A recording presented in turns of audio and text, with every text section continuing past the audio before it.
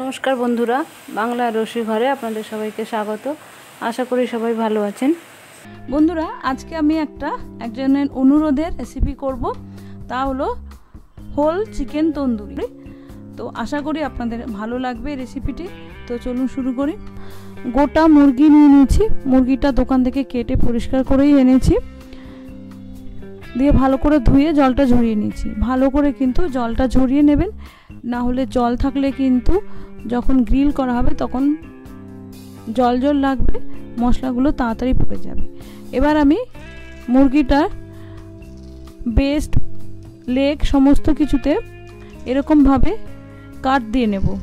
Katz দিয়ে নিলে কি হবে, যে মশলাগুলো আমি মাখাবো চিকেনে সেগুলো ভালোভাবে চিকেনের ভেতরে ঢুকে যাবে, নুন মশলা সমস্ত কিছু, এবং দেখতেও কিন্তু খুব সুন্দর লাগে। তাই জন্য আমি এরকম কাট দিয়ে নেব, তবে কাটগুলো কিন্তু একটু ডিপ হতে হবে। দেখুন, পুরো বডিতে আমি কাট লাগিয়ে নিয়েছি, সুন্দর লাগছে দেখতে।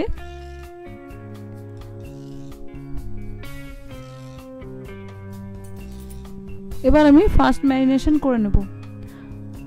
তার জন্য দিয়ে দিচ্ছি নুন, স্বাদ মতো নুন দিতে হবে। আমি নুন এখানেই দিয়ে দিচ্ছি, মশলা তন্দুরি মশলা যে রেডি করব তখন কিন্তু আর নুন দেব না, তাই আমি নুন একটু বেশি করে দিয়ে দিচ্ছি যাতে ভালোভাবে চিকেনের ভেতরে নুনটা ঢুকে যায়। এবার দিয়ে দিচ্ছি গোলমরিচের গুঁড়ো, হাফ টিস্পুনের মতো গোলমরিচের গুঁড়ো আমি এখানে দিয়ে দিচ্ছি।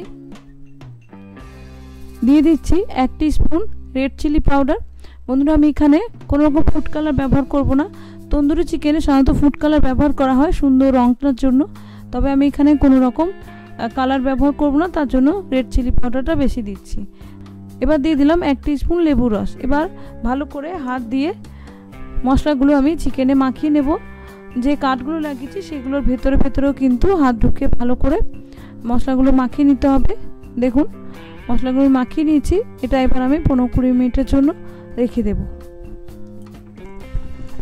এবার আমি তন্দুরির মশলাটা রেডি করে নেব।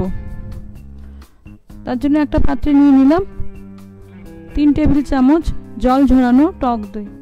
টক দই কিন্তু অবশ্যই জল ঝরানো নেবেন, নাহলে কিন্তু গ্রেভিটা বা মশলাটা যে রেডি করব সেটা পাতলা হয়ে যাবে। এবার দিয়ে দিচ্ছি 2 টেবিল স্পুন আদা রসুনের পেস্ট, হাফ টিস্পুন জিরে গুঁড়ো, হাফ টিস্পুন ধনে গুঁড়ো,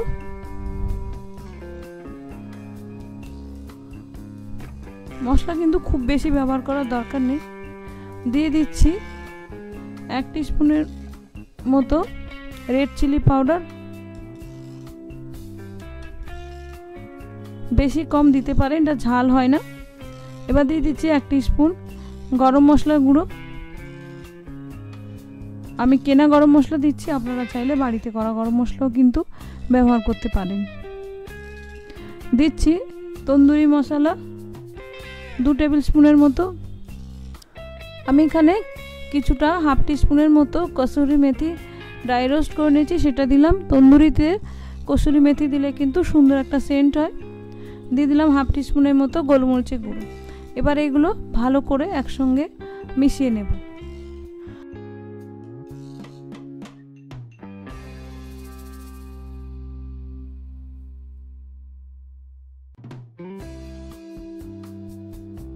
দেখুন, মেশানোর পর আমি এখানে দিয়ে দিচ্ছি 1 টেবিল চামচ মতো রিফাইন অয়েল। আপনারা চাইলে মেল্টেড বাটারও কিন্তু দিতে পারেন। দিয়ে ভালো করে এটা আমি মিশিয়ে নেব।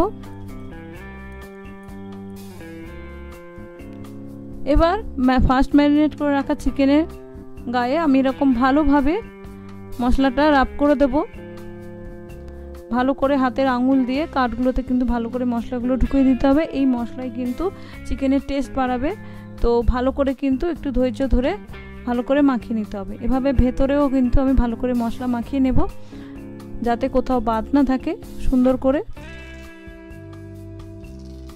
আর এই রেসিপি খেতে কিন্তু খুবই হেলদি হয়, কারণ কোনো রকম তেল ব্যবহার করা হয় না, অল্প তেল বাটার ব্যবহার করা হয়, তাই কোনটা টেস্টি হয়। এটা এবার আমি 2 ঘন্টা রেখে দেবো, চাইলে ওভারনাইটও কিন্তু রাখতে পারেন। দেখুন আমি 2 ঘন্টা মতো রেখেছিলাম, তারপরে বের করে নিয়েছি। মশলাগুলো ভালো করে কিন্তু মাখিয়েছি, যে সামান্য জল বেরিয়েছে সেটা কিন্তু আমি আর দেবো না। এবার আমি লেগ আর থাই আর ডানা একটা সুতো দিয়ে ভালো করে বেঁধে নেব, যাতে গ্রিলে দেওয়ার সময় ঠিকঠাক মতো ঘোরে ছড়িয়ে না যায়। ভালো করে একটু সুতো দিয়ে বেঁধে নিতে হবে। দেখুন সুন্দর ভালোভাবে বেঁধে নিয়েছি, যাতে খুলে না যায়। এবার আমি শিকটা এভাবে ভেতর দিয়ে একদিক থেকে আর একদিকে বের করে নেব, দিয়ে এভাবে যে শিকে যে কাঁটাটা আছে সেটা ভালোভাবে চিকেনে গেঁথে দিয়ে আমি যে স্ক্রুটা আছে সেটা ভালো করে টাইট করে দেবো। এভাবে ভালো করে কিন্তু একটু গেঁথে দিতে হবে। দুদিকেই এভাবে কাঁটাটা গেঁথে নিয়েছি। এবার এটা আমি গ্রিলে দিয়ে নেব। দেখুন আমি ওটিজিতে করছি। এবার ওটিজির ভেতরে আমি শিকটা ভালোভাবে লাগিয়ে দেব। আর আমি নিচের ট্রেটাতে একটা ফয়েল পেপার পেতে নিয়েছি, যাতে ফয়েলের মধ্যে ঝোল তেলগুলো পড়ে, যাতে ওভেনটা নোংরা না হয়। এটা কিন্তু আপনারা করে নিতে পারেন।